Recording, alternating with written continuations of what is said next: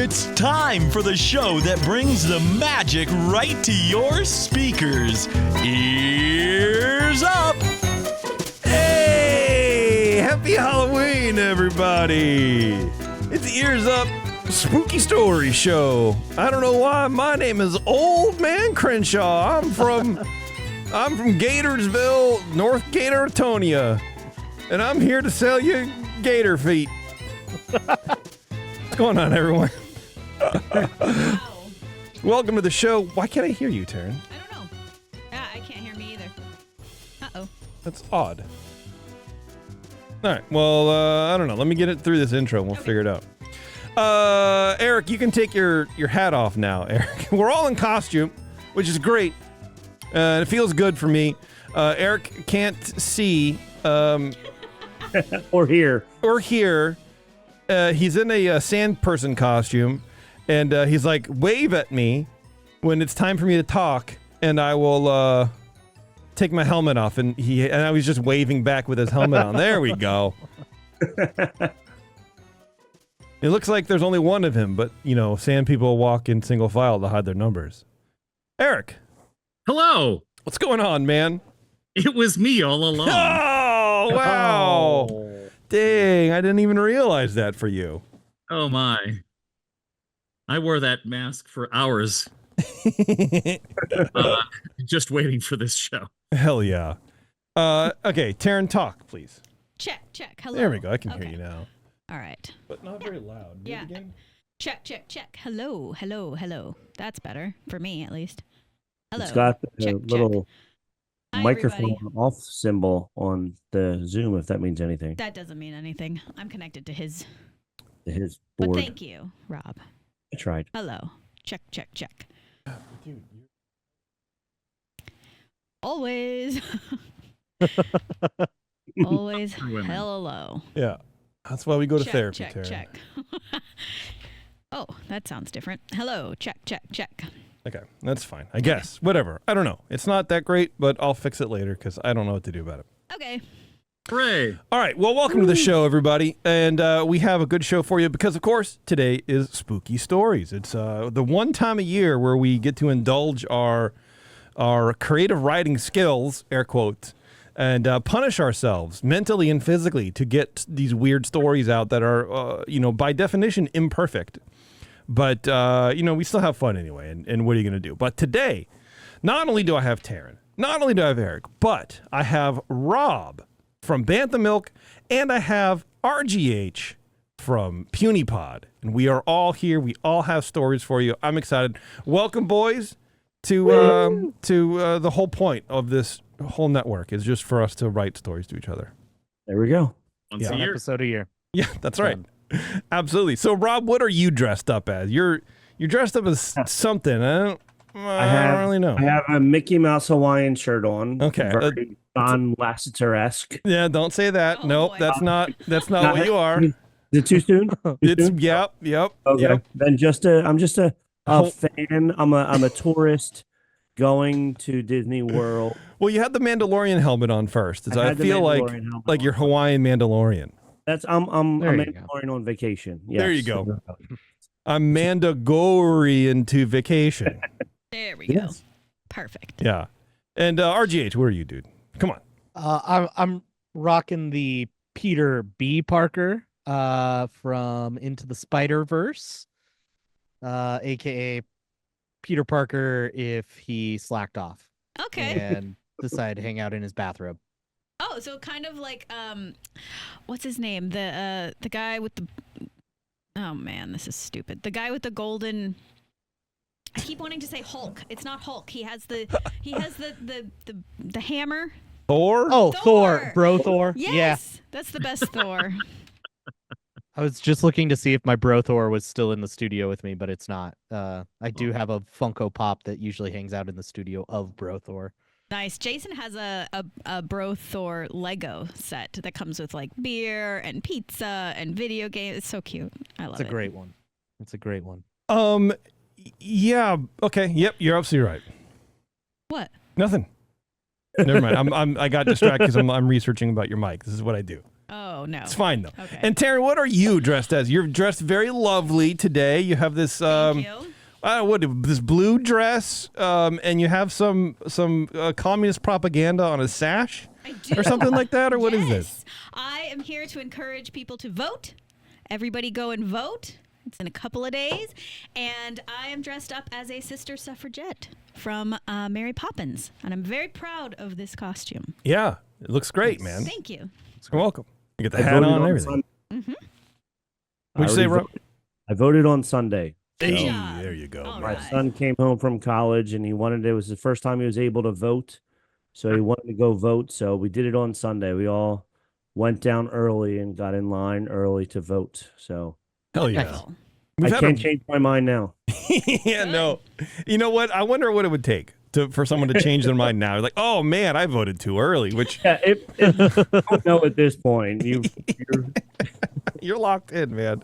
I'm Everyone's locked in. locked Yeah. Well, I'm stoked, everybody. Of course, because Yes, anybody what are you dressed as? Yeah, do you guys know who I am? Nope. I'm Vacation Merlin. There we go. When he blow me to Bermuda, and he like takes off, and then he comes back to save the thing. That's me. Look, here we go. Show the shorts. Got the shorts. I like it. And if you look, I didn't really recognize this character immediately, but if you look up a picture, it is spot on. Yeah. Yeah, I got the beard. It's also hot, Yeah. and I don't know how long I'm going to be doing this, so I might change into another costume. I Oh might my need God, to take you're my such a beard off diva. too. Yeah, but you know what? The cool part about wearing this costume, I'll say the main reason I wanted to wear it, I have my sunglasses on, Oh, that's true. and it feels really cool. You're wearing can your wear your sunglasses at sunglasses. night. Your sunglasses. All right, everybody. Before we get to the main event here, reading the stories, Rob's going to go first because he's on it. He's like 4 hours behind us Ooh. or ahead of Yeah. us. No, he's like 8 years ahead of us. He's like, it's already Tell late. you who won already. I'm so far ahead. But before we get to that, if you guys want to go to the parks, hit up our friends at Concierge. Go to concierge.com. Let them plan your vacation for you. Planning vacations sucks. I know some people really enjoy it, and they sort of really look forward to planning their day and going like, oh, okay, we're going to hit this ride, and then we're going to go here, then we're going to do this for lunch.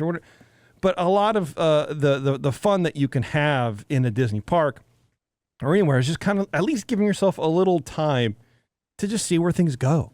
You know what I mean? And if you want to make a reservation for dinner or lunch or whatever, because you're hungry, you're like, you know what? We haven't blown too much money on Lightning Lane passes. We have enough to go to Carthay. How do we get a reservation? You call up Concierge. You go, hey, you guys booked us, our trip out here. Why don't you go ahead and hook us up with some resis and, do this and do that. They handle all that stuff for you, even up until when you're in the parks. They will help you guide you. They will guide you through your trip, and it'll be a blast, man. It'll be a hoot. I think I might take this beard off now. As I was like preparing it for you, I was like, this is going to be on for about 4 minutes. Because He had it on the whole pre-show. uncomfortable. It's been distracting, I'll tell you that. Yeah. I definitely saw that. Oh, there we go. I can do this. Just pull down on my chin. You're doing the same thing Ryan does. You just keep playing. That's right. Yeah, that's right. Well, because like I'm trying to like hold it to my face because if I could tape it, I even had double-sided tape to like see if I could tape it to my dumb skin, and I couldn't. But if I could form it to my chin, it wouldn't be so bad. Yeah. But it's just sort of like moving around because like a $20 beard at Spirit Halloween. Got You know that what I mean? itch. Yeah.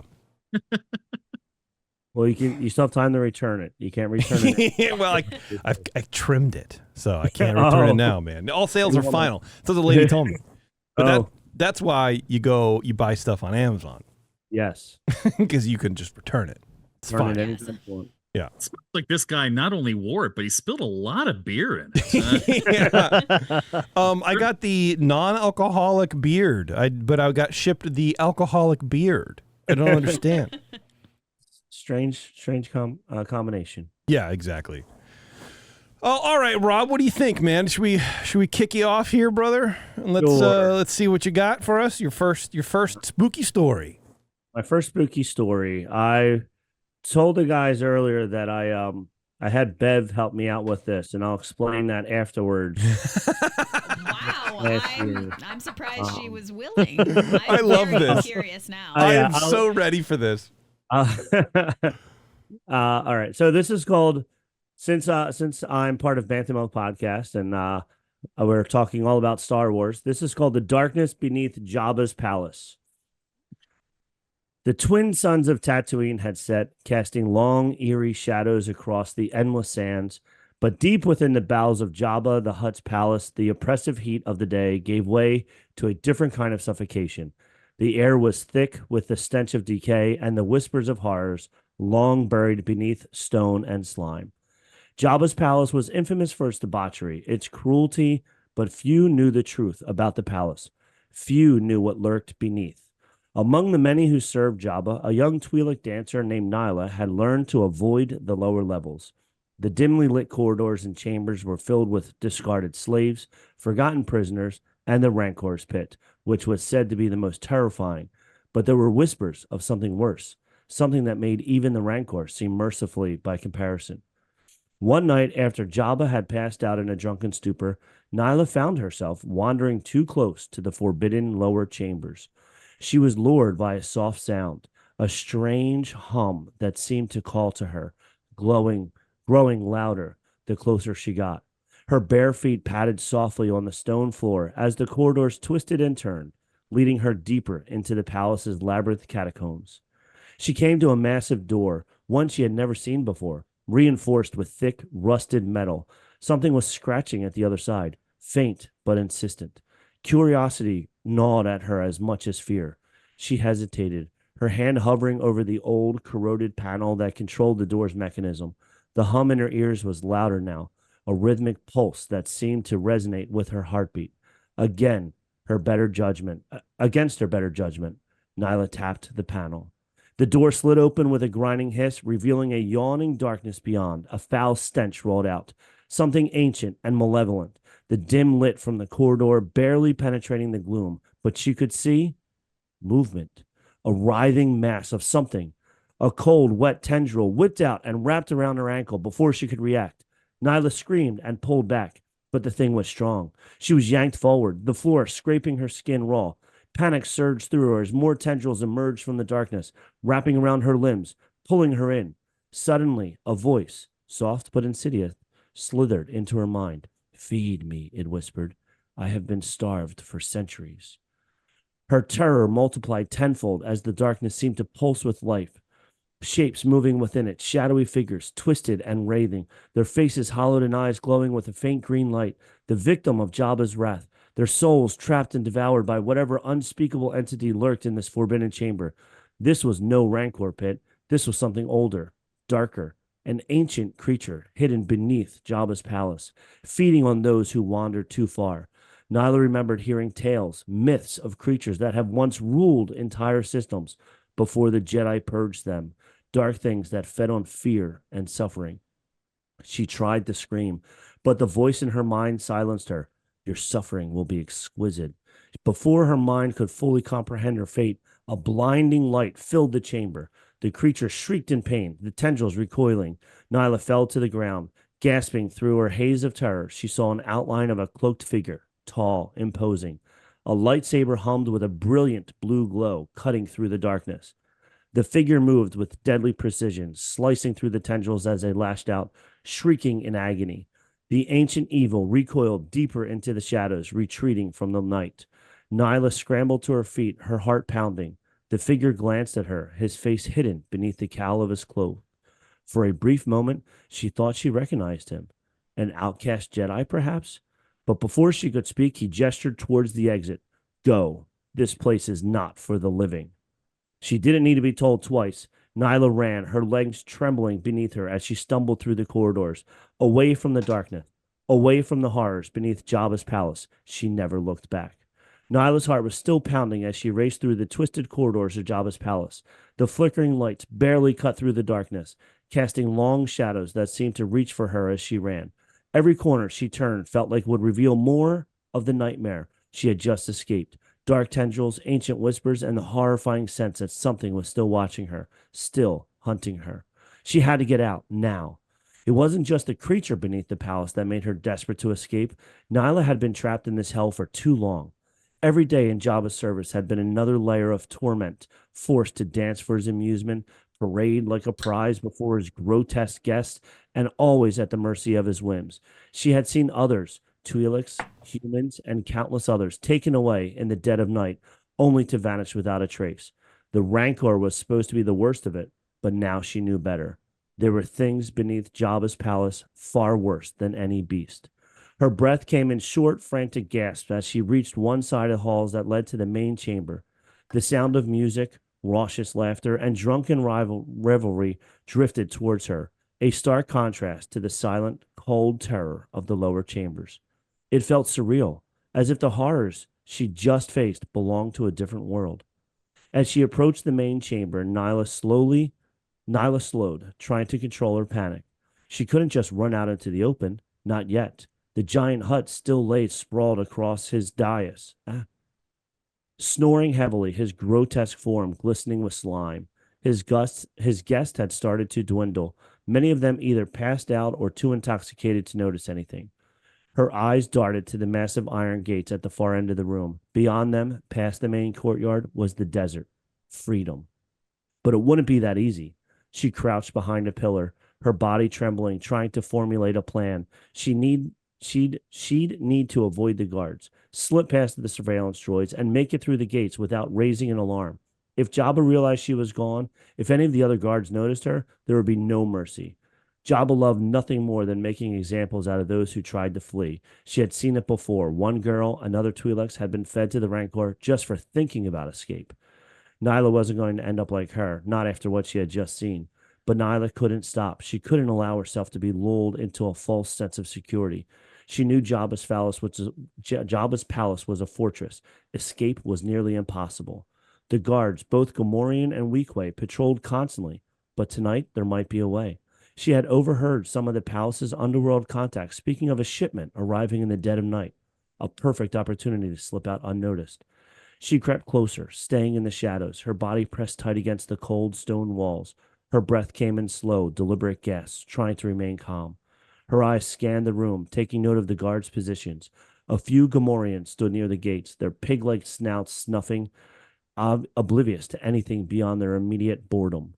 Suddenly, a shout erupted from behind her, and Nyla froze, her blood running cold. One of the drunken guests, a Rodian, had stumbled out of his seat, crashed into a pile of discarded cups and plates. The sound echoed through the chamber, drawing attention to the guards for a split second. It was now or never.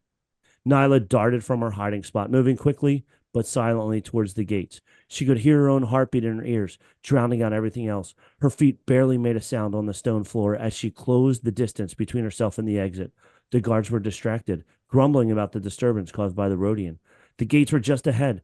They were cracked open slightly, just enough for her to slip through if she could get past the guards.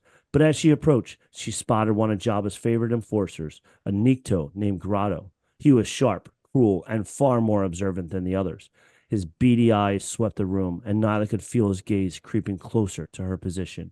She ducked behind a stack of crates, her heart racing again. Grotto was moving towards the gates, perhaps to inspect the commotion. If he spotted her now, it would be over. Nyla's mind raced. She needed a distraction, something to divert her attention. Then she saw it. One of the small cleaning droids scuttled along the floor near the crates. Quickly, she grabbed a loose rock from the ground and tossed it across the room. It struck the droid with a loud clang, causing it to spin wildly and emit a high-pitched squeal. Grotto turned his head sharply, his focus drawn to the droid. He muttered something under his breath and stalked towards it.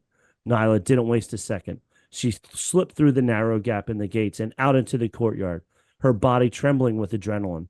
The cool night air hit her like a wave, but she couldn't stop. Not yet. The desert stretched out before her, vast and unwelcoming, but to Nyla, it was freedom. She could see the delivery ship in the distance, its engines idling as the crew unloaded their cargo. If she could just reach it. A sudden roar erupted from behind her, the unmistakable sound of Jabba's enraged bellow. They had noticed her absence. The gates behind her began to grind shut, and she heard the rapid footsteps of guards. She sprinted across the sand, her legs burning, the dunes slowing her down with every step. But Nyla didn't care. She wouldn't stop. She couldn't stop. The ship loomed closer, the crew oblivious to the chaos behind her. She threw herself towards the cargo ramp, her hands gripping the edge, just as blaster fires erupted from the palace's towers. The shots went wide, but they wouldn't miss forever. A hand reached down from the ship, one of the crew members, and hauled her aboard. She collapsed, gasping for breath, her body aching from the sprint and the terror. But she was free. As the ship lifted off, carrying her away from Jabba's palace and the horrors beneath, Nyla allowed herself a single, shaky breath of relief. But in the back of her mind, she knew the darkness of Jabba's palace, the creature lurking in the shadows, would never truly let her go. It had tasted her fear, her suffering, and it would be waiting. That's it. Wow. Ba-da-da-da-da. What Uh-oh. what Robert. amazing. For your first time, that is impressive. And Yeah. I don't Well, want to go anymore. you guys can all praise me. I cheated.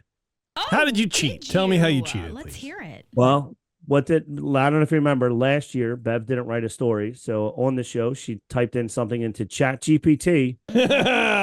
You motherfucker. Oops. Can't say that. I know. I am not nearly that creative, not at all. So Really? I would have thought you would be. no, I'm not. If I wrote it, it would be like 8 words. You know what? I don't care. I think that was great. Yeah. Well, thank you. I did. Yeah. I mean, I gave ChatGPT the prompts. I told it what I wanted it to do. Yeah. So I helped a little bit. But yes, I cannot take credit for that. That was written during the writer's strike on ChatGPT. But you also performed it really well. Well, thank you. If you hadn't told us, I would have never known that it was ChatGPT because you read it very passionately, like you wrote it. I read over it many times to make sure that I could read it that passionately because I know how well you guys read yours. So Yeah. I wanted to pretend like I was good at this. I don't know that I would have admitted to that. That's a secret you go to your grave with. Well, Where next year, you tell your kids, with your dying breath, let them know. let them know now. It was Chat GPT. That's it. Yeah. That's it. Well, that was great, man. That was Well, fantastic. thank you. Yes. Good thank you job. very much. Thank you. Who wants to follow that up?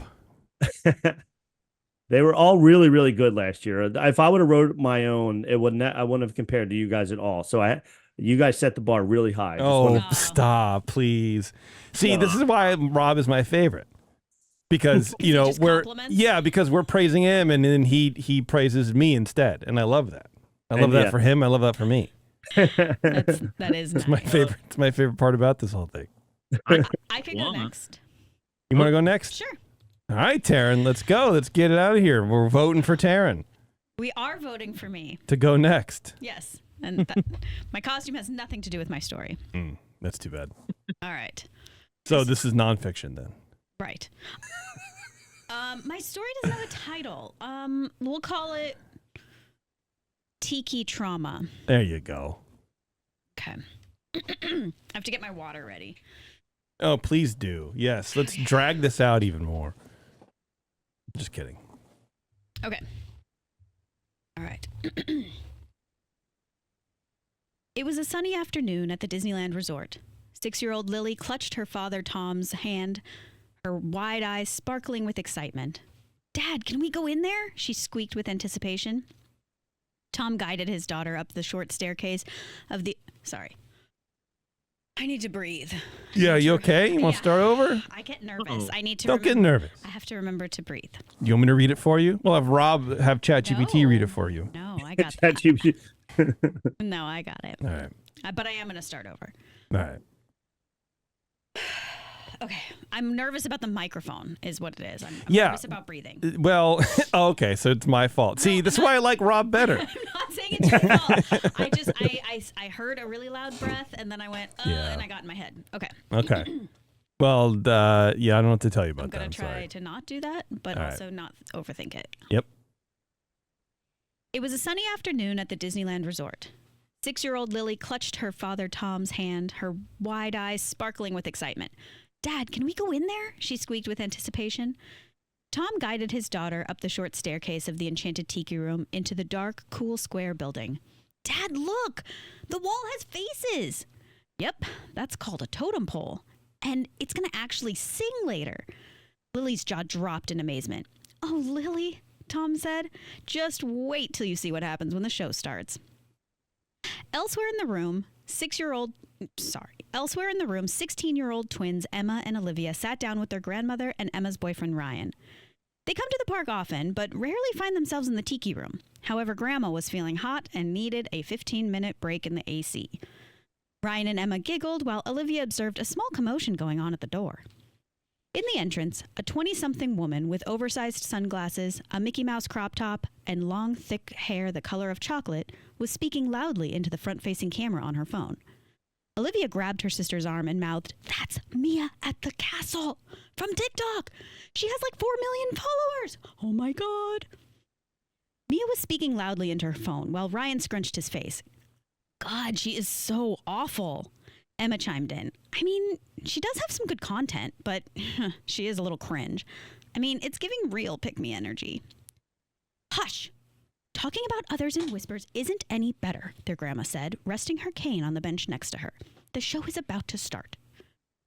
The doors close and the lights dim as Leo, a longtime Disneyland cast member, walks to the middle of the room, claps his hand and says, "Jose, time to wake up." The bird comes to life and the show begins. Mia, who has decided not to sit and is still speaking loudly over Jose's monologue, is asking her live listeners controversial questions like, do you think the tiki room is racist? I mean, Jose has a very stereotypical accent. Meanwhile, in the corner of the room, Rachel, outfitted in plaid, is Mia's VIP Disneyland tour guide. She sighs to Leo as she watches Mia bask in her online fame.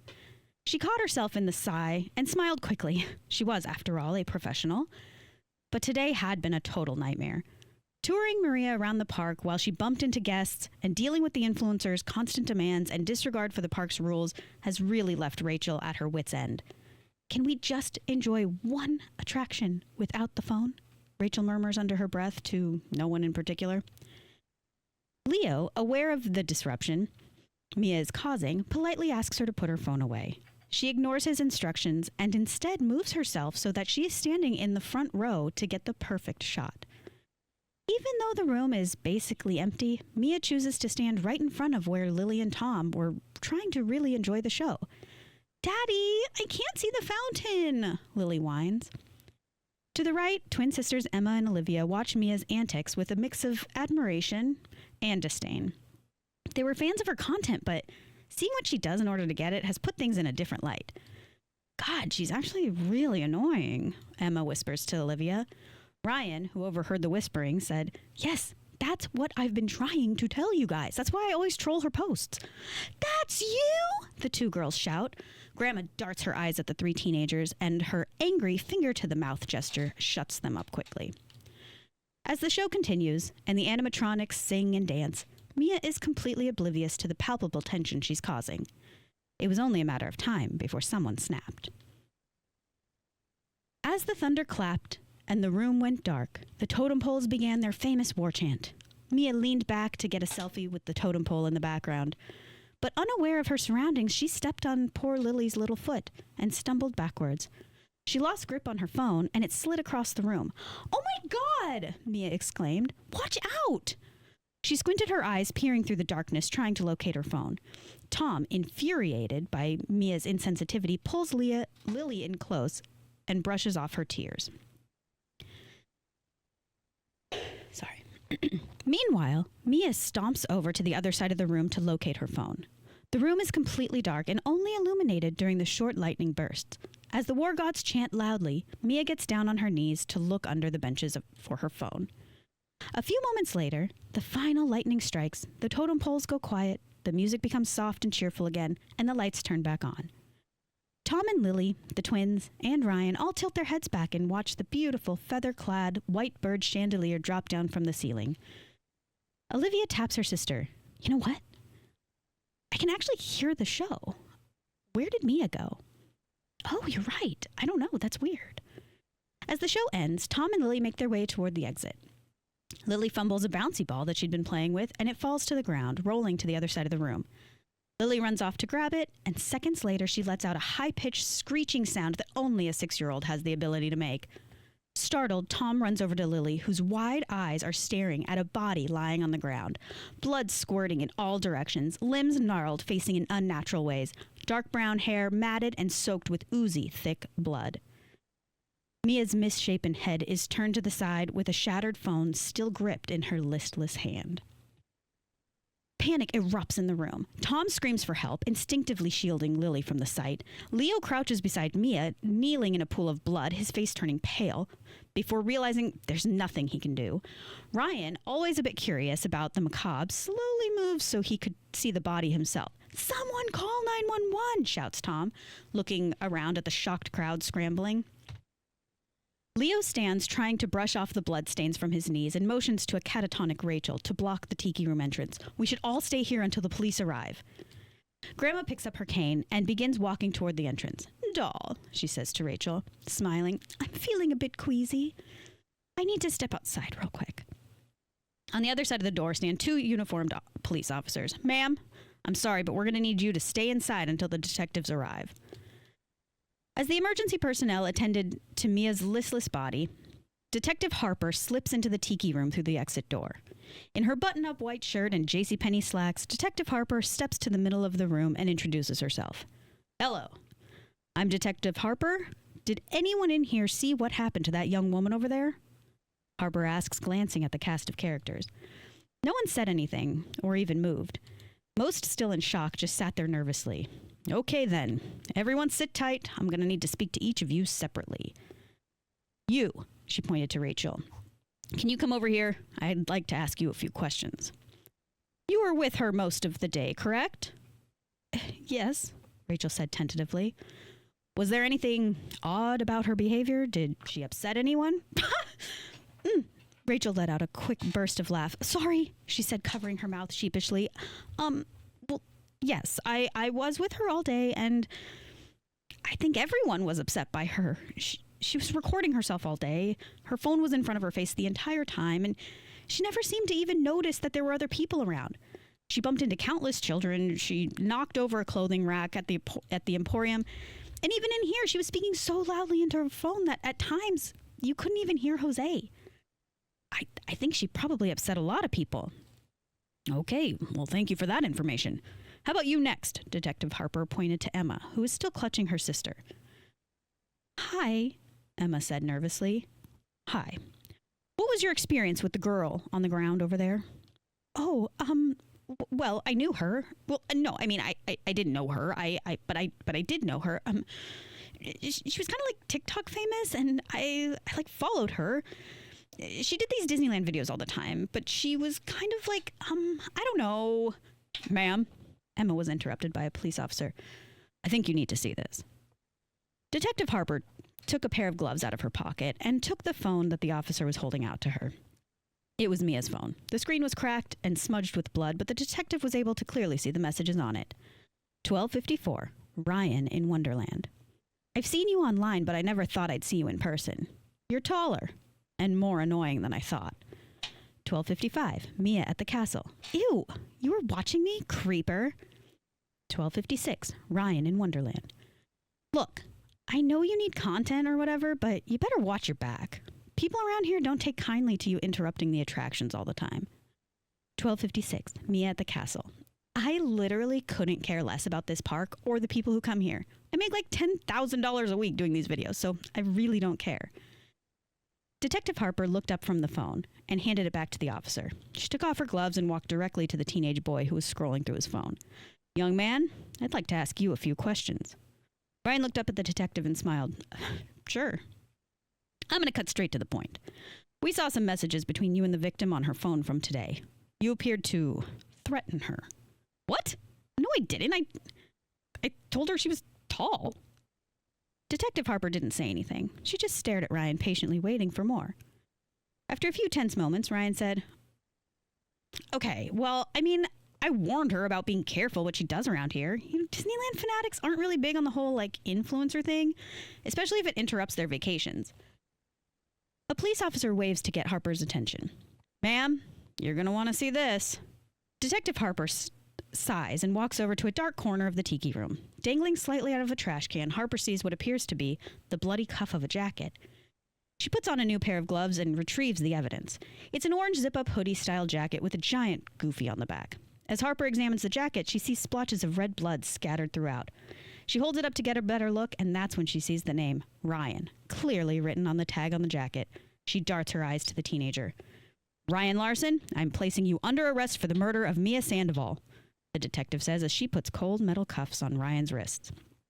Panicked and confused, Olivia yells, It can't be him. Everyone turns to Olivia. Sitting next to her grandmother and sister, Grandma puts a hand on her leg and quietly whispers, Let the police do their jobs, honey. No, Grandma, they're wrong. Ryan was next to me and Emma the entire time. He never moved. It could not have been him. Emma jumped in. Yeah, he was even holding my hand. Until he texted somebody, but then as soon as he was done, he held my hand again, and he definitely never got up. It could not have been him. Growing frustrated, Detective Harper scans the crowd.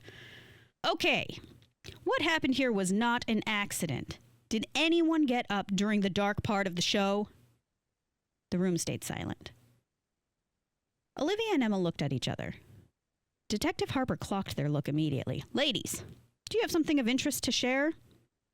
The girls looked at the detective, their cheeks turning crimson. Emma bit her bottom lip, and Olivia quickly glanced at their grandma. She had a wild look in her eyes that Olivia couldn't quite process. Emma swallowed. Then she said in a very small voice, I think my grandma moved. She was sitting next to us when the show started, but she moved to the row behind us at some point, and I don't remember when. Grandma's eyes darted to Emma, her mouth so tight you almost couldn't see her lips, only a thin, straight line. For a second, she looked furious like a wild beast, but then, like the flick of a switch, she turned her face to the detective. Ma'am, Grandma said, smiling slightly, my name is Debbie Porter. Now, mind if I tell you a quick story? Now, I am 78 years old, and I've been coming to this park since I was 9 years old. When I was 17, I got my first job at Disneyland here in this very room. Emma and Olivia looked at each other confused. They knew their grandma loved Disneyland, but this was all new information to them. I was working at the Tiki Room and guarding that door, just like that young man, she pointed to Leo, during the very first showing of the Tiki Room. I was standing there when Walt Disney himself walked in, looked right at me, smiled, and shook my hand. Boy, was he a wonder. Now, I was a bit starstruck at seeing this celebrity, my boss, who I'd only seen on TV up until that point, and I clumsily tripped over a souvenir bag and sprained my ankle. Now, Walt saw me and advised that I take the rest of the day off. Now, that stung like a wasp. No, I couldn't. I'm fine, I told him, and I stood up, putting all my weight on my undamaged leg. Well, if you insist, he said, but let's at least get you a good cane to use. Detective Harper looked at the old woman with skepticism. I'm sorry, but does your story have anything to do with what happened here today? Well, Grandma stood up now, leaning into the dramatics of her tale. Ever since that day with Walt, this tiki room has been a sort of sanctuary for me. From the crowds, the heat, the loudness of the park. When I come in here, all my worries wash away. But not anymore. Not with those people roaming the park. That woman with her ridiculous sunglasses. indoors no less. Her stupid bright phone and her absolute inability to shut her mouth ruins it for everyone. She was obnoxious and honestly a disgrace to the park experience. Are you telling me that you murdered this young woman because she interrupted your park experience? Detective Harper stared at Grandma. Oh, heavens, no. Of course not. I'm 78 years old. You think I have it in me to kill anyone? She laughed. No. But I did know how to make it easier for someone who might just be at their wits' end. You see, I recognize that one over there. She pointed gracefully to Rachel. I saw her the other day just outside the park crying and angry, and I overheard her talking about how much she loved that job, but how most of the people she tours now are ungrateful, pretentious, bottom-dwelling social media influencers who make, and I quote, more money in 10 minutes than she does in 8 hours. I heard her say that she just wished she could make an example out of one of them. She wished she could just make them go away for good.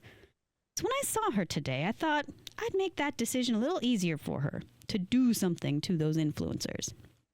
The heads in the room all swiveled to look at Rachel. She was white as a ghost, shaking at the entrance door of the tiki room. I didn't mean to kill her. I really didn't.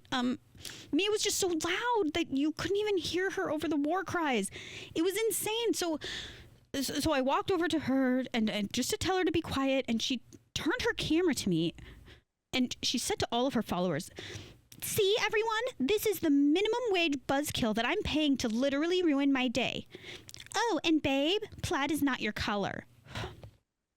I don't know what came over me. She just made me so mad. And then I saw that cane leaning at the edge of the bench, and I just grabbed it and I started jamming it at her. I mean, it's just a cane. I thought that she'd get a little bruised or fall over. But then when I saw all the blood, I panicked. But then I heard a voice, and it felt like the voice of an angel. I don't know. It just said, "Here, honey, just wipe down my cane with this jacket, then throw the jacket in the bin." Rachel was now sobbing uncontrollably. "Well, ladies," says Detective Harper, "this has been quite the day. Officers, please cuff them both. They are coming to me with the station. You are both under the arrest for the murder of Mia Sandoval." Tom and Lily left first. They walked solemnly down Main Street. Lily glanced over at Emma, Olivia, and Ryan, who just stared at the ground.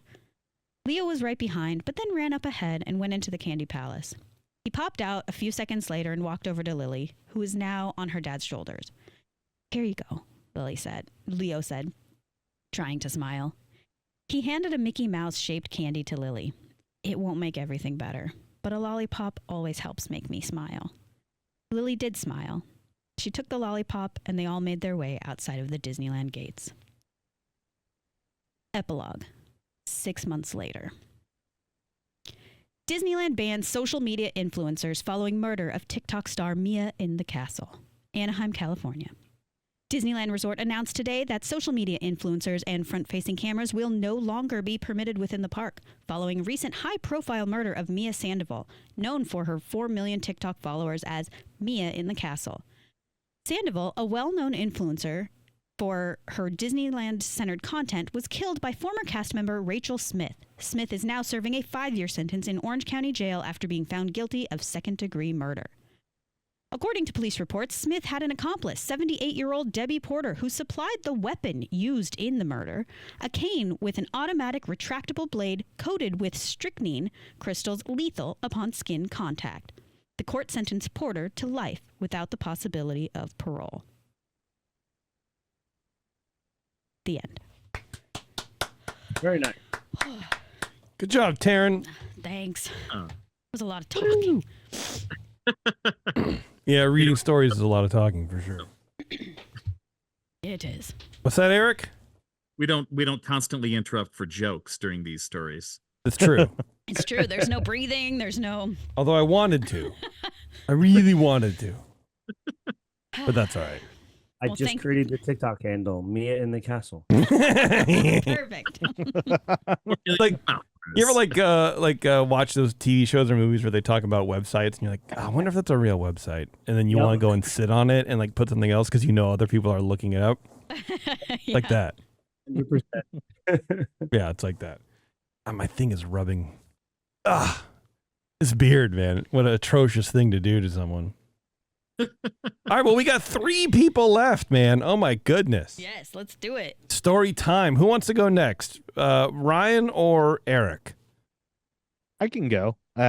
Mine's far shorter, but Okay, yeah. that's fine. That's good. We'll do that. We'll take a break. We'll put Rob to bed if he needs to go to bed. And then Stick around for one more. That's perfect. okay, perfect. All right, Ryan, let's go, baby. Hit us up. All right, mine is titled Something's Under Disney's Avengers Campus.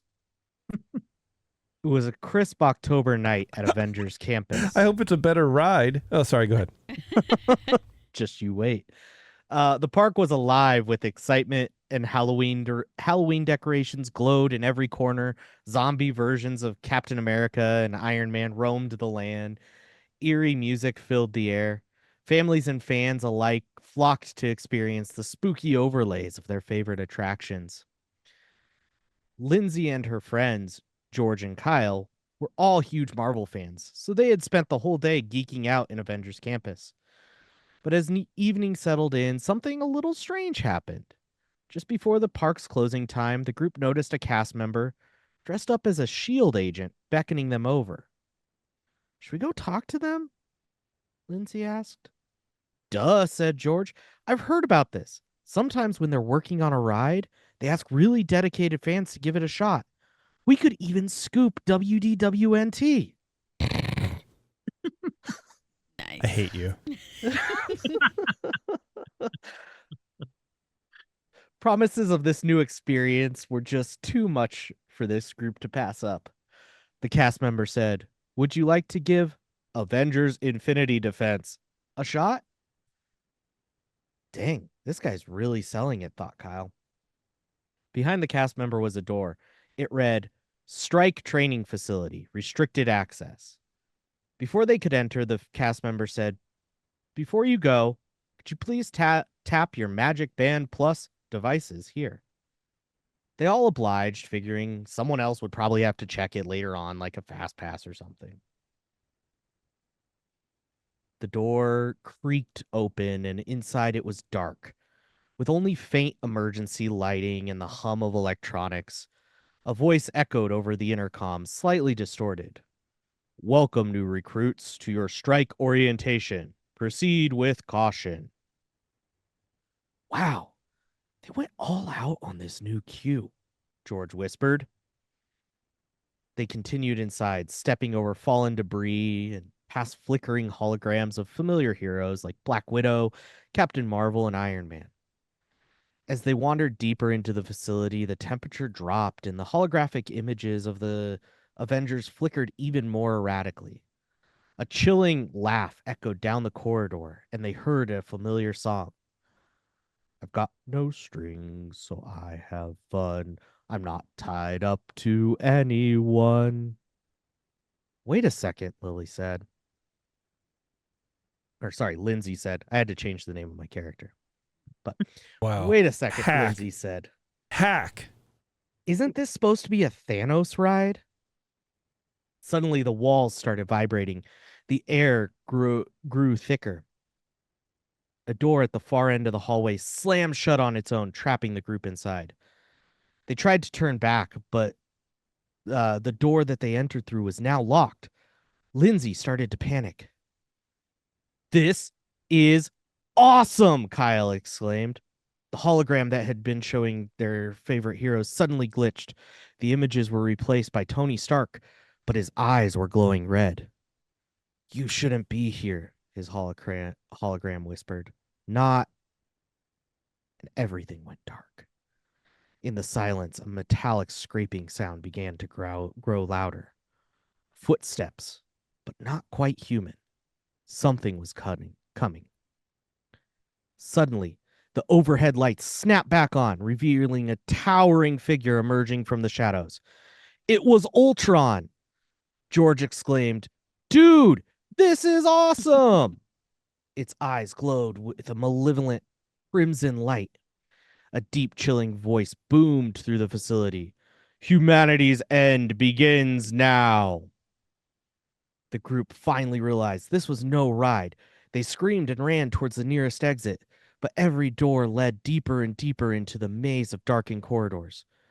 The monitors displayed twisted versions of the cast members and other guests they'd seen throughout their day. They could hear screaming from behind the doors. "Oh God, how many other people are here?" screamed Lindsay. Just then, a side door opened and Kyle and George were tackled by Ultron bots.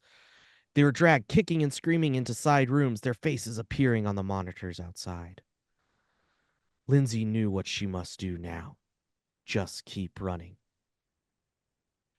Just as Ultron's footsteps closed in behind her, a small hidden door in the floor opened. "In here," a voice hissed.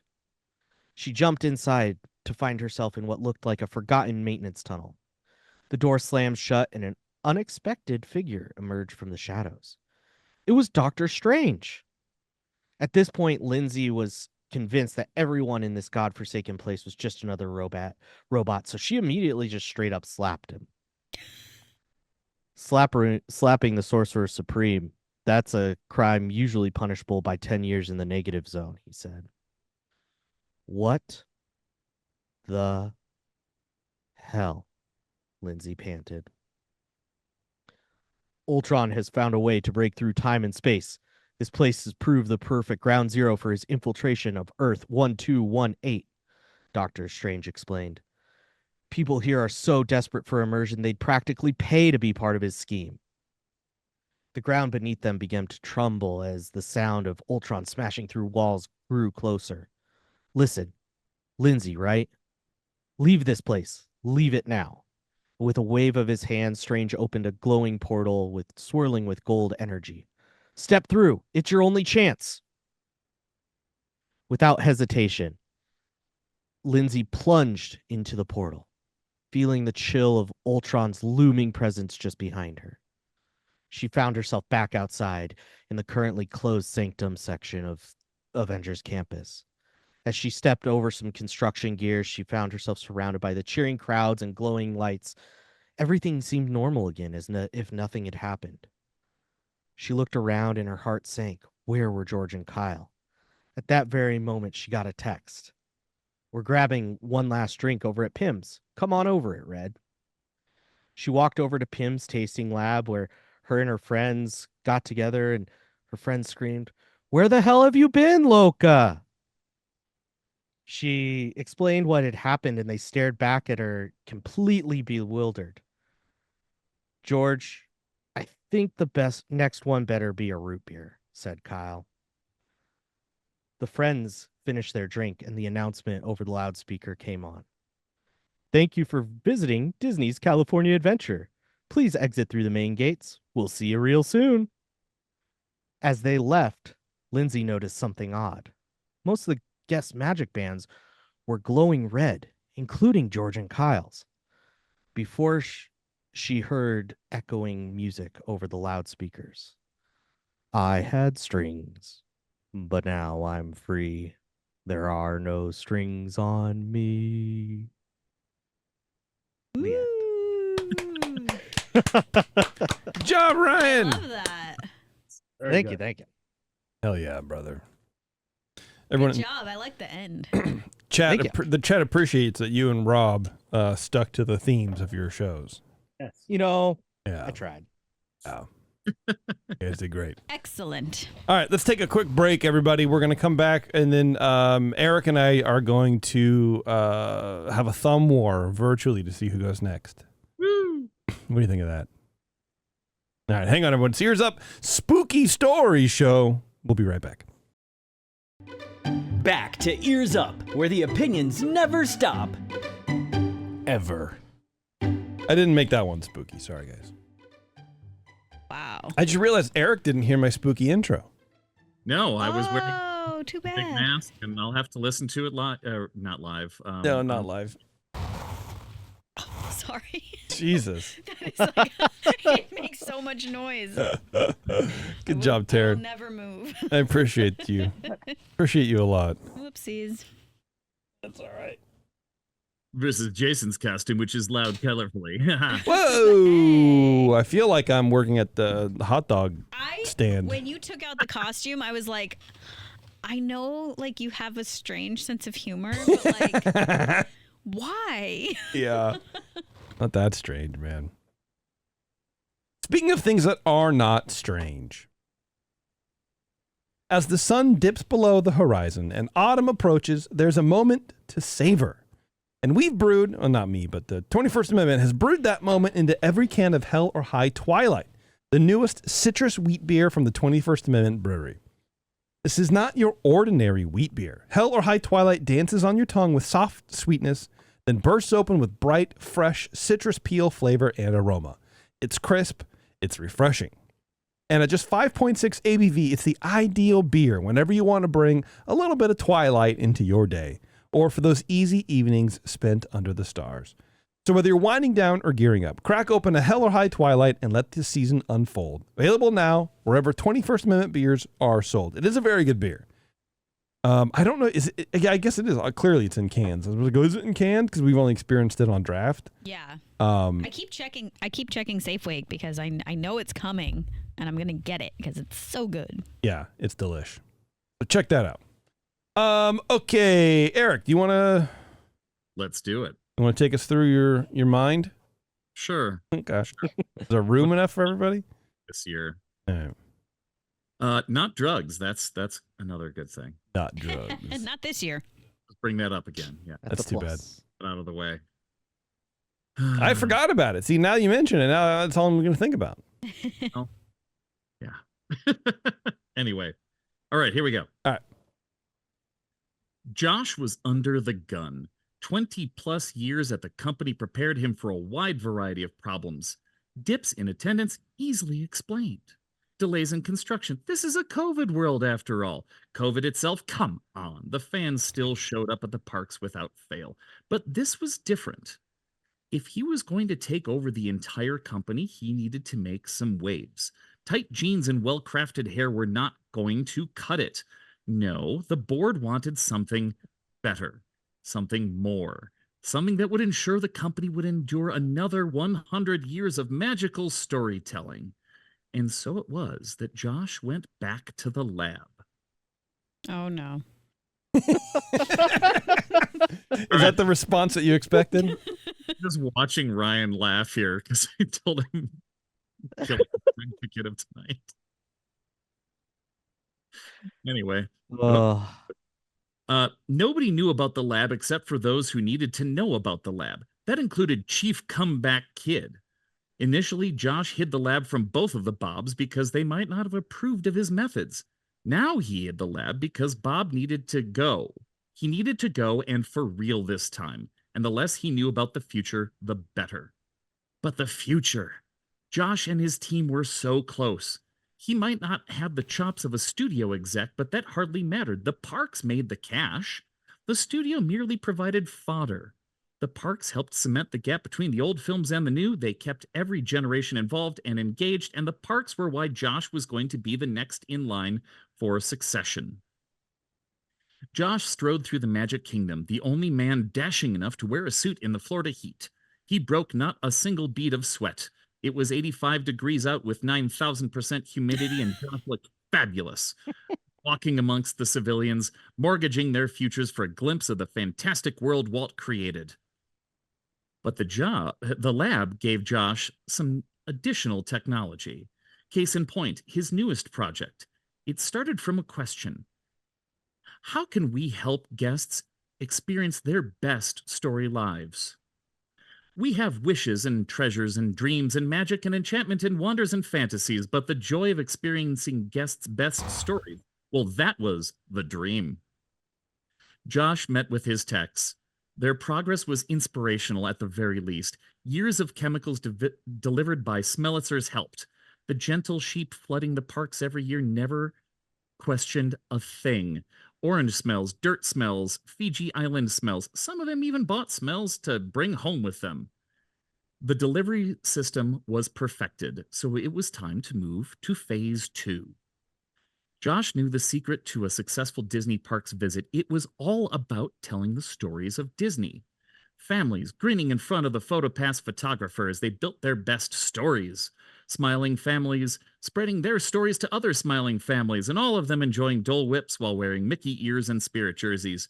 Happiness spreads, and happiness breeds the best stories. And Josh knew all about that. Story was imprinted in his brain ever since that retreat 3 years ago. Running a successful resort as sprawling as Walt Disney World was not an easy task, but Josh took to it like a bear takes to good analogies. Everybody loved Josh, staff and guests alike. The shareholders would eat out of his hand, but Josh wanted the big job. Bob could not stay here forever. Josh had something to prove. So how do you drive that bottom line? Phase 2. Josh walked into the utilidors and waved to a few folks who recognized him and stopped for a quick picture. He jogged down the stairs, and he missed leg day earlier this week, so every little bit counted. Let's get a little extra exercise in. These slim suits tailored to perfection didn't leave much room for error. Josh tossed a few polite nods and grins at the cast members as he passed, and a custodian, Danny, asked, "Perfect day out, right, Josh?"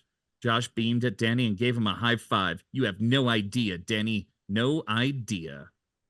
Shuffling down the corridor, Josh slowed a bit. He glanced around to see who was nearby. Nobody. Josh pressed on his name tag and a door breathed open, sterile light flashing into the hallway. The lab's Liberty Square entrance welcomed Josh into its air-conditioned splendor. He popped in, and the door hissed as it closed and repressurized. Josh did a cool karate kick, excited to hear the latest progress on Phase 2. He adjusted his tie, recomposed himself, and hoped that only the cameras saw that. Probably only the cameras saw that. The problem with all consumers is that eventually they stop consuming. Their stomachs fill, their phones run out of juice. Kids get tired and cranky. They go back to their boring lives. The best of them spend all of their time scraping together the cash to come back to the parks. Every moment on every commercial break is filled with Instagram videos of people living their best lives, adventuring through a Disney park or cruise, or a Cotino story living home demo. People wanted to look at Disney things. The next big treat came out today, and you're going to miss it. Sorry. Paging Mr. Morrow has had a chance to taste it, so you can just watch him try it and discuss the new experience with Adam the Woo, for instance. Social media was a bummer, though. People want the real thing. Watching somebody enjoy it isn't real happiness. Real happiness is coming to the parks. You know, the point where you always say, maybe we should extend our trip a bit. Josh wanted people to say that forever. Josh needed them to experience the story themselves. Phase 2 added a subtle aerosolized serotonin reuptake inhibitor to the mix. You like Prozac? Imagine you could breathe in Prozac in a concentrated dose. Disney will tell you when you're enjoying something, and Disney will ensure it's the most enjoyable thing you've ever enjoyed. Smells were everywhere in the parks, and now they can do more than just suggest a good time or a sweet treat. Josh made his way through the lab into the Smeltzer prep room. Here, a man named Dave, by his tag, Dusseldorf, Germany, it read. He gingered a small metal cylinder from one machine into another, and Josh could see through Dave's hazmat suit's crinkly plastic faceplate that he was sweating profusely. Gross. Josh pounded on the triple thickness window. Dave, is that Phase 2? Dave died a little at the startle, his heart pounding through the suit. The canister was in place, safe, nothing to worry about. Yeah, Josh, we're ready for the test. Terrific, Josh shouted. When you get home, there's a brand new Tesla in the driveway for you. Josh was already inside the clean room somehow. He puffed his chest and took a deep breath. Fantastic, Dave. Have a magical day. Can I install this myself? No, Josh could not install it himself, but the new test formula was ready to go. Phase 2.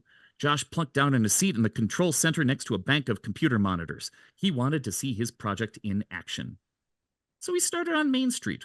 Why not? Pop that bad boy in the confectionary's Smelitzer and let it rip. The smell of sugar candy wafted into the crowd. Josh watched from his vantage point atop Cinderella Castle. Oh, I changed that. Never mind. They were still kids. Hell yeah. Uh, Whoops. A few families wandered into the sweet shop, allured by the scents pumped out. Josh watched wrapped through binoculars, through monitors, computer monitors. I missed this paragraph. That, They're monitors strapped to binoculars. right. Yeah. There were faraway monitors. Yeah, I got you.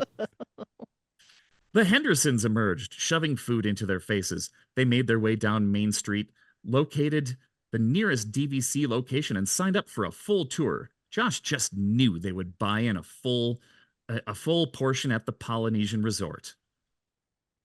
Also obvious was the family near them. These folks came from the north and smelled naught of the sweet shop. But when they saw the Hendersons engaging, the winds stepped right up. Josh knew everybody's names from their magic bands, of course, just pointing this out to everybody here. But Josh also knew that everyone he saw was going to be a new DVC owner. Everyone was going to buy souvenirs today. Everyone was going to buy food today. Everyone was going to buy a lightning lane today. The Johnsons, the Blacks, the Moores, the Petroses, everyone was experiencing their best stories today. The Gilbert Hardens, the Spears. Yeah. No. Who happened to live at 489 Main Street. Right. Everyone stepped up. Josh could not have been more thrilled. These families fed off of each other. Was it the gas or just the sheer joy they passed between each other? Either way, each witnessed the elation from the others, and they all willingly engaged. This plan was working better than Josh ever dreamed. Hey, it's hot dog time. The families made their way to Casey's Corner and ordered 3 dogs for each family member. Even the kids helped out, cramming sausages laden with ketchup into their mouths. Wash that thing down with a cutie instead of a bag of chips. It's almost healthy, kids. And as soon as they finished chewing, nearly every family member produced a phone and started recording. Everyone was having the best day ever, and they needed to tell their friends, family, fans, TikTok videos, Instagram reels. Even Dad was on Facebook telling his crew about the parks. He never even complained about the prices. And it spread.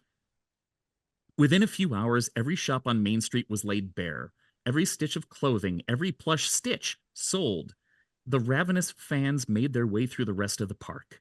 Josh noticed that the proceedings were somehow orderly and nonviolent. If nothing was for sale, nobody fought. They just moved on to the next thing and cleared it out. Lightning Lane sold out instantly, too. Josh reminded himself to ask his scientists about the lines. Some of the families queued up in random locations, happy to stand in line for anything. The wait at a water fountain in Tomorrowland was over an hour, and no one complained. Phase 2 was working. Josh had made the perfect guests. They bought everything. They ate everything. No one was complaining. But no one talked at all. That was odd. A silence hung over the park. Where people would have normally been laughing and singing and chatting, there was nothing. Josh observed plenty of people smiling, but that was all. If they weren't actively eating or drinking, their mouths were firmly shut. Another hour later, and the entire park was quiet. Josh could hear music playing from attractions all over the place. He lowered the volume of the monitors. It didn't seem right to listen in on nothing. But the guests were doing what he wanted. They ate. They rode rides. They sat at shows. They were living their stories. Now the cast members were smiling. They dutifully completed their work. Custodians grinned as they picked up trash. Performers grinned as they danced. Characters pantomimed and posed for pictures. Josh bet they were smiling under the heads. The characters were the first to go. A Mickey Mouse dropped to his knees and then collapsed fully, still waving at guests for a few seconds even from the ground. It must have been heat stroke. Nobody was taking a break. Nobody was sitting down. They just kept on consuming. They kept on going. Josh watched a man clutch at his stomach.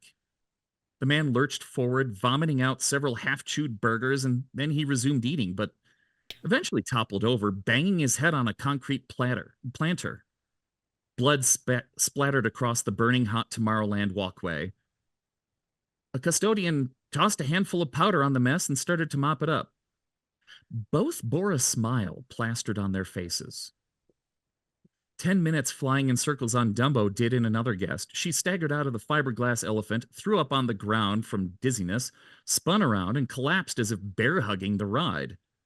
When the elephant started up again, a new family had climbed into Dumbo and rose off the ground and then dumped the poor woman. She stood up and took a few Dumbos to her smiling face before her body gave in. It was happening everywhere. Cast members worked until they dropped.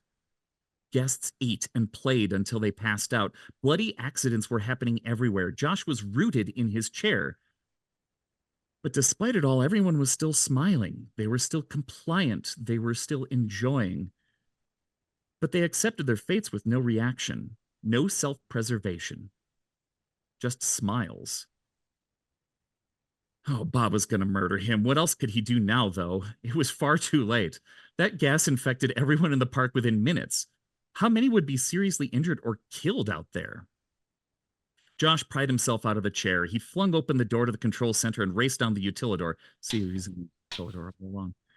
The scientists had to have an antidote or something, right? Wait, where was everybody? As he rounded the corner toward the lab, Josh leapt over a cast member who had been crushed by a golf cart. A custodian was scrubbing at the blood on the floor with a mop that had broken in half. He just scraped the broken handle on the ground, doing nothing. In the break room, somebody was emptying a vending machine, one order at a time. Josh skidded to a stop when he realized everyone was smiling. It was down here, too. Josh spun in circles, frantic for an idea. Could he make it to the lab? Back to the control center, that was safe. Or was it too late? Should he call Bob? Hot bile rose up in his throat. Josh's vision swam. There had to be a way out. He could still salvage this. He would fix it somehow. Josh always won. He smelled a sickly sweet scent, and a smile tugged at the corners of his mouth. It took a week for the CDC to declare the site safe. Bob strode through the utilidors with a cadre of lawyers and besuited executives in tow. With a bit of pixie dust and a steaming pile of wishes, this story would never have to be told in full. As far as anybody knew, this was a targeted attack on an American institution, and who was behind it, nobody ever needed to know. Most of the bodies had been hauled away days ago. It looked like they hadn't gotten too far into the utilidors, though.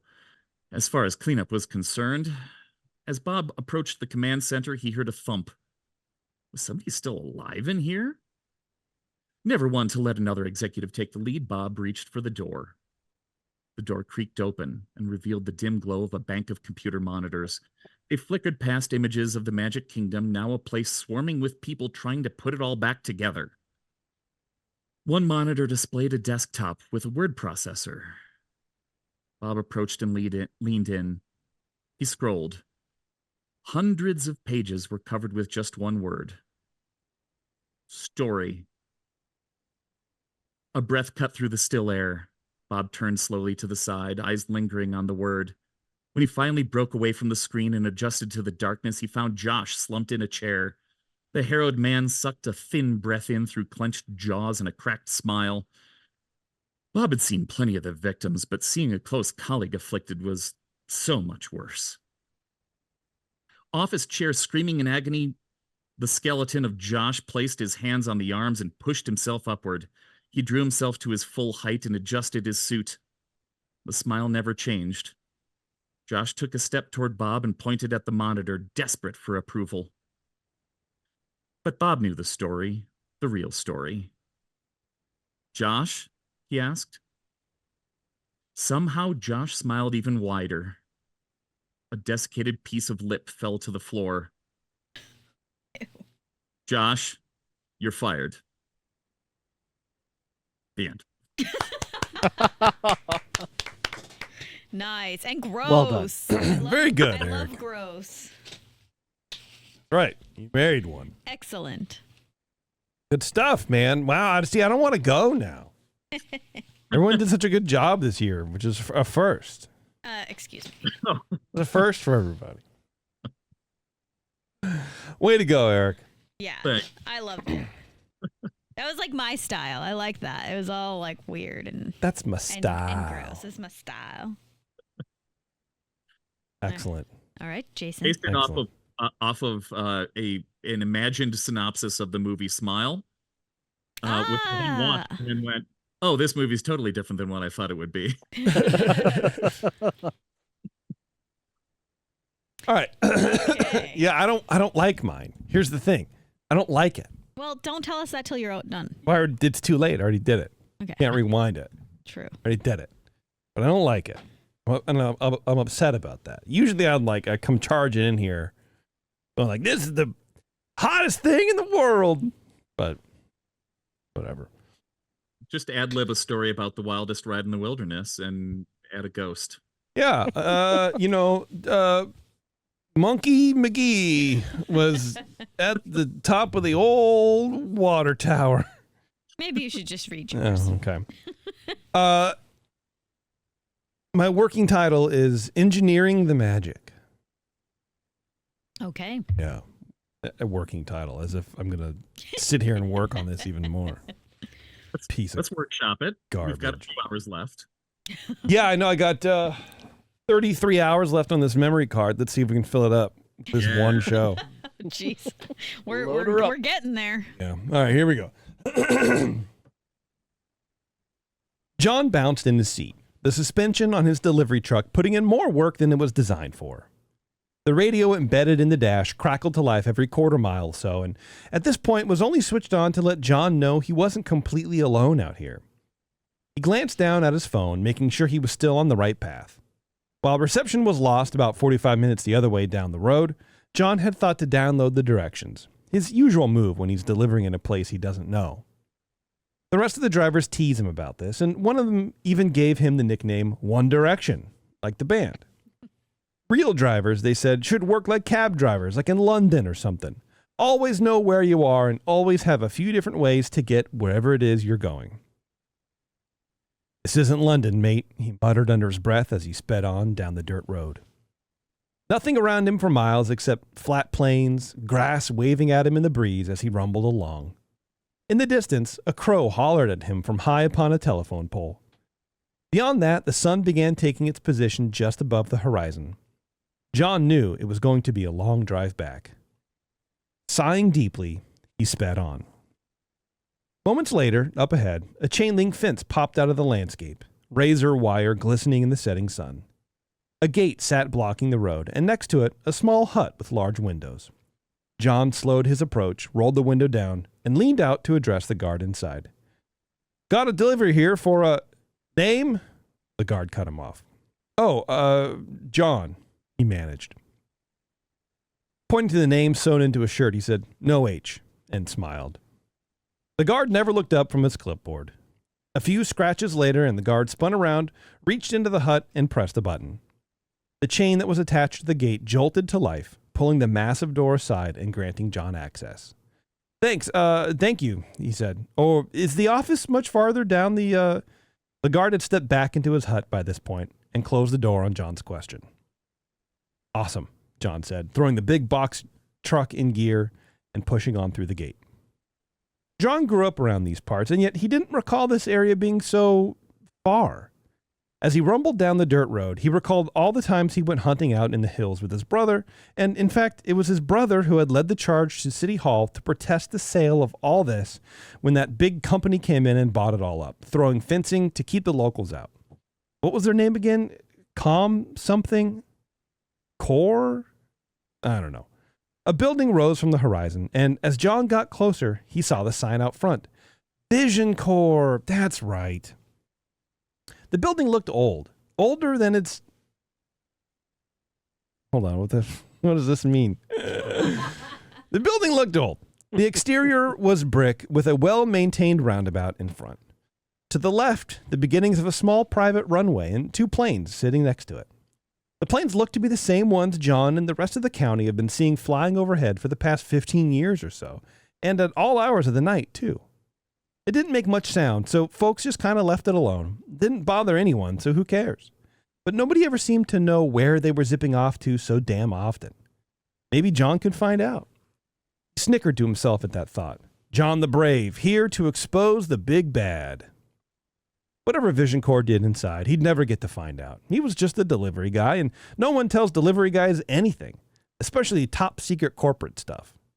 Besides, all John really cared about is if they had a bathroom he could use. Since his company purchased the small private courier service that used to make runs out here, this was John's first time doing so. He knew every place on his usual route that let him slip back into the employee toilets for some quick relief, and hopefully these Vision Corps guys were good to him too. Approaching the roundabout, John geared down and came to a stop at the front door. Unbuckling his lap belt, he rummaged around the back, grabbed the styrofoam container labeled "Keep Refrigerated" on it, and jumped down off the back of the truck. He walked up the steps towards the large, rather plain-looking double doors and pushed on one. Nothing. He tried the other door. Still nothing. Looking around for a buzzer or something to notify those inside of his presence, he was stumped. Taking a step back, he looked at the doors again, reached out, grabbed one of the handles, and pulled. The door gave way. "Bro," John muttered to himself. It had already been a long day.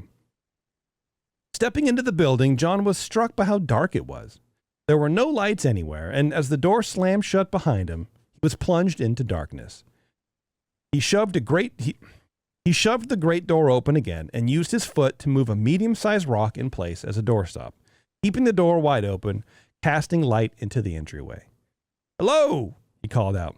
"Y'all good in here?" His voice echoed through the room and down the hall on his right. The light from the doorway, as dim as it was, helped John's eyes adjust to his surroundings. It looked like your standard corporate, boring-ass waiting room lobby. A few chairs, a coffee table, some magazines spread out tastefully, waiting for curious fingers to flip through the pages and judge the adverts contained within. Everything didn't have an older feel to it, something like you would find in an office from 1974. A lot of tan, a lot of yellow, dark brown. Ahead of him, textured frosted glass positioned halfway up a wall separated the receptionist's desk from the rest of the room. As he walked to it, he reached out instinctively and rubbed the leaves of the ficus potted next to one of the chairs. Fake. Tucking the styrofoam box more securely underneath his left arm, he reached up and rapped lightly on the frosted sliding window. It shook slightly in its track as he did, rattling, casting its own echoes into the room. He waited, sighed, and called out again. "Yo!" Nothing but his own voice traveling down the hallway once more. He looked at the package under his arm. That red sticker felt like a force propelling him deeper into the building. It didn't really seem like something he should just leave at the front desk, after all.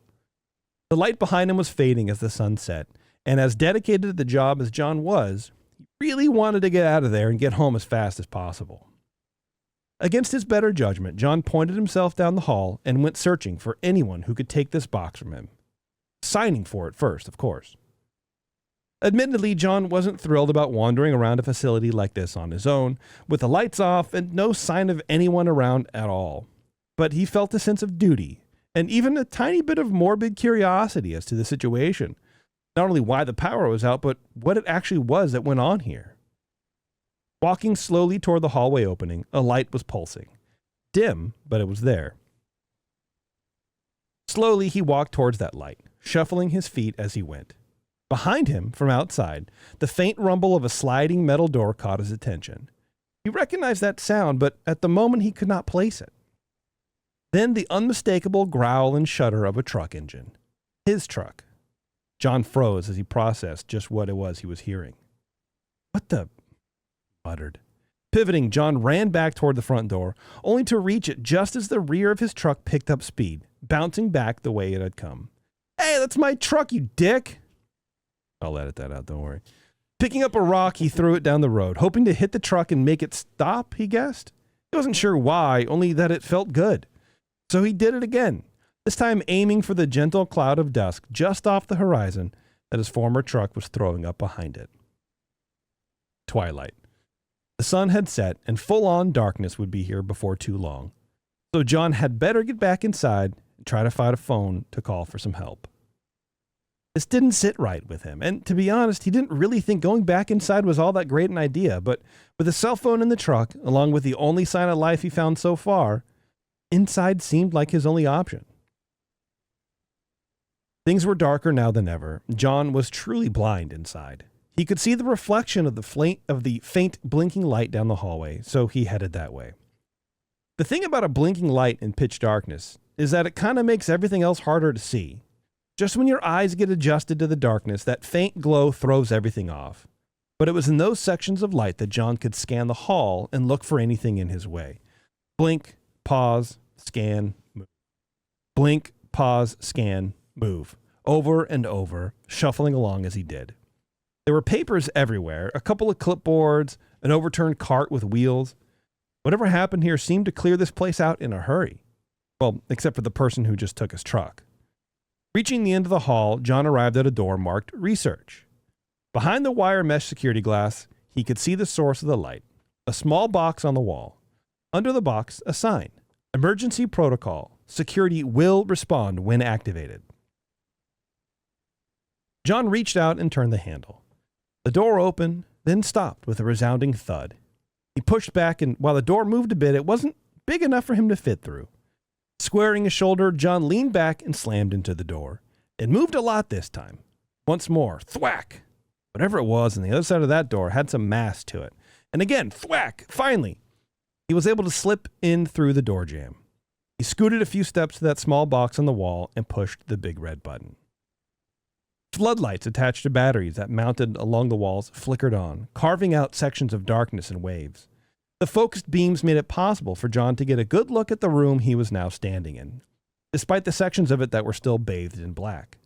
Tables, stainless and shiny, positioned in the center of the room, around what looked like a large cylindrical tank filled with a kind of opaque fluid. Inside was a blob of some kind. John couldn't really tell what. The light didn't go that far into the room. Standing there, taking it all in, he heard a whirring sound like an electrical motor activating.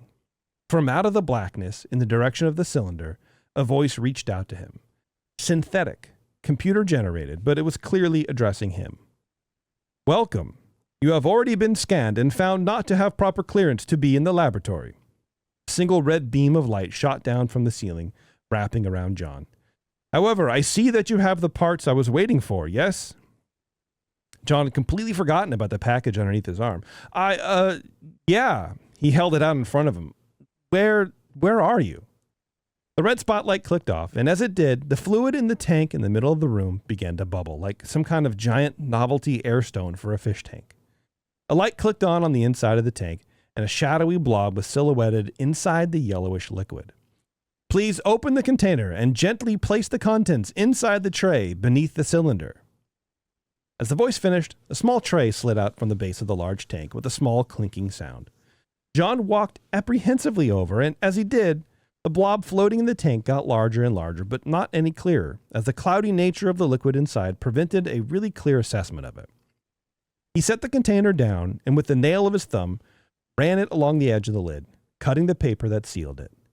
Inside was a clear plastic bag, tied at the top with the same kind of yellowish liquid that was inside the tank. Nestled at the bottom was what looked to be a sort of whitish gray steak. Couldn't really tell. Placing it in the tray and stepping back with a look of simultaneous confusion and accomplishment. You must open the bag and empty the contents into the tray. I cannot access the contents through the bag. Right. John stepped forward again, undoing the knot and slowly pouring the liquid into the tray. The steak slithered and slid into the tray with a satisfying slunk. Thank you. Yeah, no problem. The tray closed and a door across the room opened. 3 figures stepped into the room and started walking towards John. Oh, security. Hey, I'm glad you guys are here, man. So look, someone drove off with my van and I need a phone or something. His voice trailed off. The figures ignored him and instead walked to the stainless tables in the center of the room, each one laying down on their own table. It was only now that they lay on the tables, under the spotlights, that John could get a good look at them. Each one looked similar, not identical, but closely related. Each one was bald with a blank expression on its face. The purple jumpsuits they all wore concealed their shape, but he reckoned they were all built in a similar fashion as well. A whirring sound emanated above him as 3 individual robotic arms deployed from the ceiling, each swinging around in unison, reaching down underneath the tables. The pinchers grabbed onto a long wire with a metal connector at one end, slowly pulling it back to gain slack, and then inserting the connector into the tops of the figures' heads. Their eyes began to pulse in unison with a white light. A panel opened on the sides of their heads, and a small tray slid out. The arms then rotated to face the cylinder and waited as the larger tray that John had put the strange-looking sample ejected once more. One at a time, each surgical arm reached into the tray and removed a bit of the sample.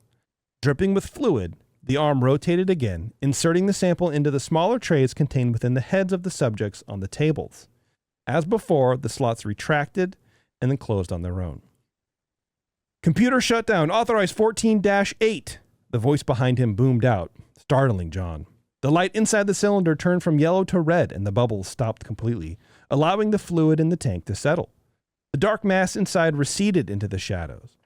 John spun around as a small woman in her 60s zipped past him, scurrying to the figures whose eyes had stopped pulsing by this point. Next time a giant ball of flesh floating in a tank tells you to do something, she said, reaching from around the back to one of the figures. With a small click, the eyes on the figure went from white to red. Don't listen to it, she finished. Giant, what? Wait, what the hell is going on here? The woman repeated the process with the second figure, ignoring the question. As she approached the third, she looked at him and sighed. Trust me, it's over your head. Clicking the final button on the back of the figure, the woman set the head back down on the table with a thud and walked over to a bank of computers on the wall. Now let's get the lights back on, shall we? Stunned, John pushed back. Hey, I'll have you know I took a few computer classes in college, okay? I think I have the right to know what just happened here. The woman began typing on the freshly booted computer. Lines of command prompts flew by on the screen as she spoke. This is an advanced facility for the advancement of neurotechnology focused primarily on supplying the business world with more sympathetic succession plans, specifically utilizing proprietary advancements in so-called biocomputing to install brain organoid processors into animatronics. She hit enter and spun around to look at John. Get all that? Spotlights clicked off, and for a brief moment, the whole room was black once more. From out of the dark came some advice for the woman. Close your eyes. What? Was John's reply, but he didn't have time for clarification as the overhead lights popped on full and bright, piercing John's retinas. God damn. I told you, was the reply from the woman. Now, come on, we need to get moving. It won't be long before the rest of them find out. Hey, what? There's more of these things? I think so. We're not really sure. We lost count about a week ago. Jack stood there as the woman headed towards the hallway he had just come from. She disappeared around the corner and called back. Are you coming? Or are you just waiting to see if I shut them down all the way? The squeak of John's sneaker on the smooth linoleum floor echoed around the room as he raced to catch up with her, whoever she was. The tails of her white lab coat were flapping behind her as she moved with the dexterity and swiftness even he didn't possess at half her age. So what, you're making robots here? He asked the back of her lab coat. Over her shoulder came the answer. Son, you just delivered a slice of the cerebral cortex that once belonged to the CEO of a Malaysian shipping empire, slipping it into the tray of a lab-grown cerebrum and watched as it implanted said brain matter into the processors of animatronics. She stopped and spun around. John almost knocked her down. He was moving so fast to keep up. The lady looked up at him. And you still think we just build robots? Pivoting back around, she continued down the hall. John wasn't sure what he objected to most, this new reality, or the air quotes she threw up as she said build robots. They made their way through the reception area and stopped when they reached the door that John had propped open. Tell me, did you do this? She asked, gesturing to the rock.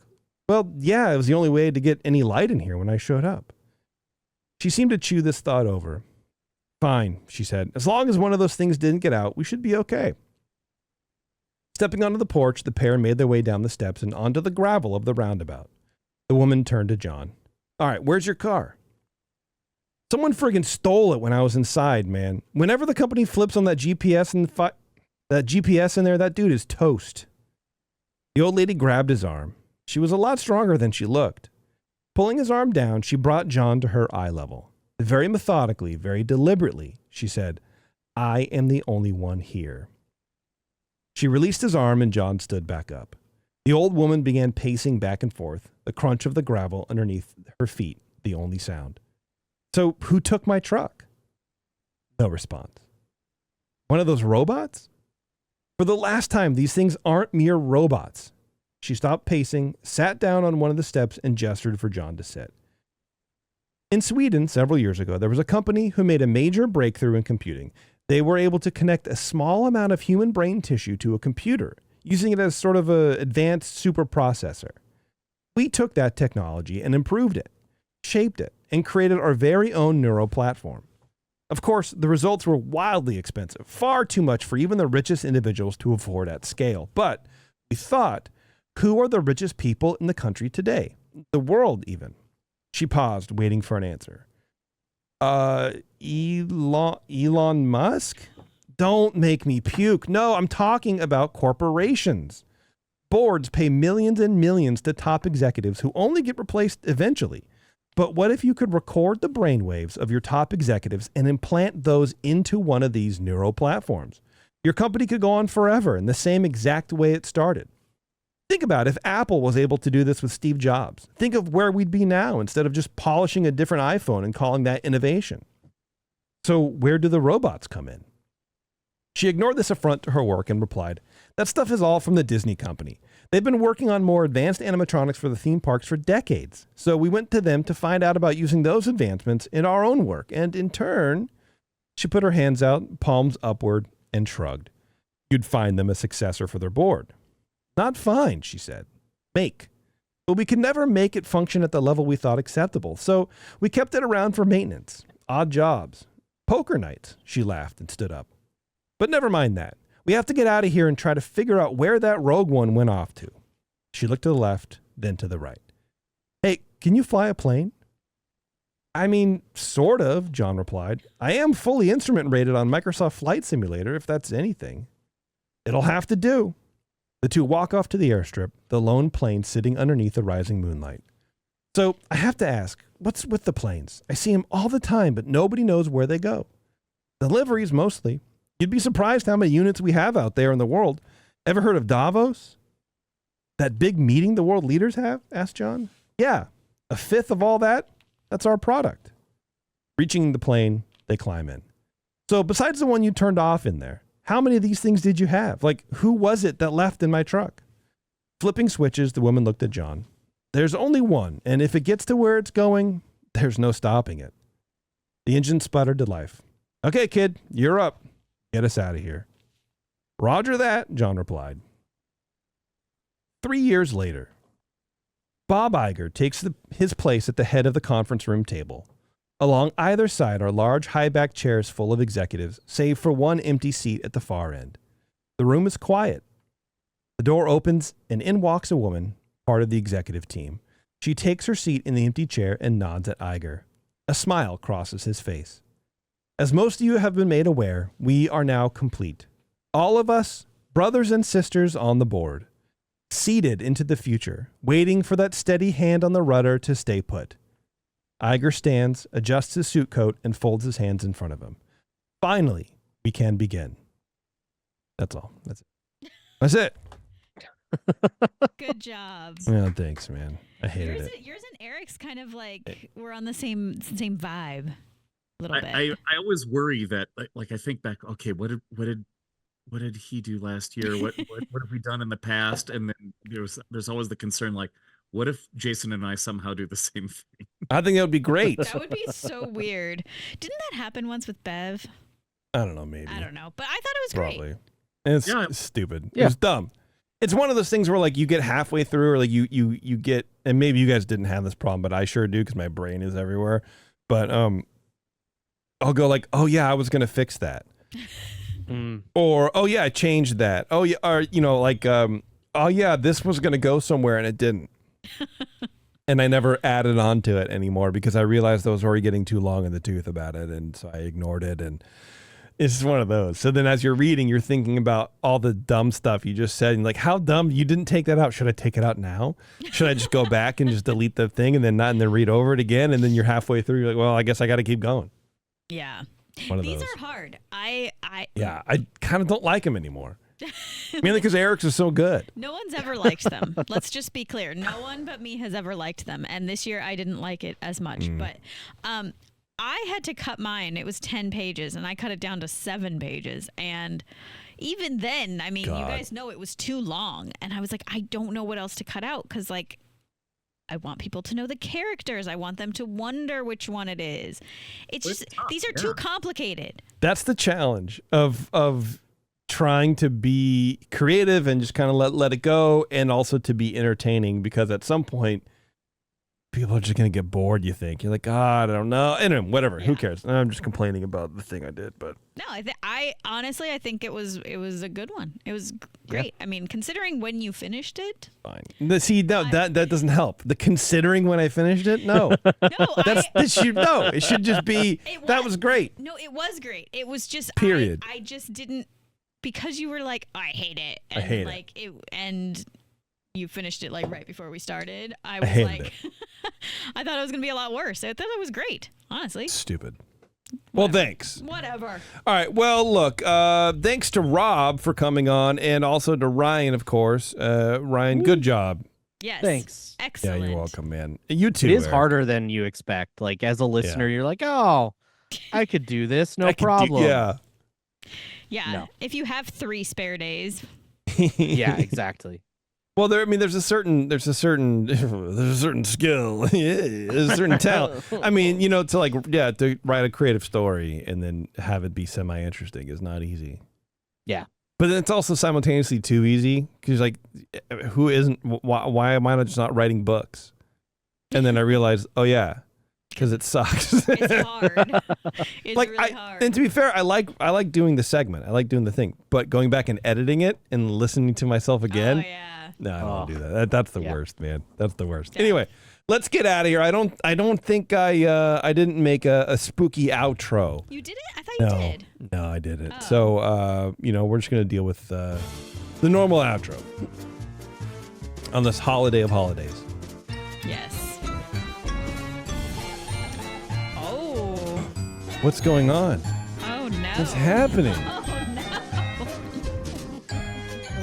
Oh, man. Oh, no. Something scary is happening, guys. Oh, my God.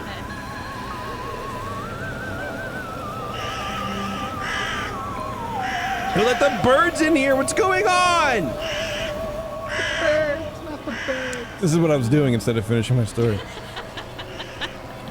Anyway, thank you very much, everybody, for listening to the show. This is our spooky story show. We love doing it. It's a blast. Don't listen to me. I like to complain about it, but it's a lot of fun. And I really appreciate Rob and Ryan for coming on and filling in for everybody else. And Eric, I forgot your name for a second. Good job, buddy. Taryn, good job. Thanks. All right, everybody, thanks a lot for tuning in. And until next time, we'll see you in the parks. Actually, we got a couple seconds before the rest of it kicks in. I didn't know. Happy Halloween! Happy Halloween! All right. Goodbye, everybody.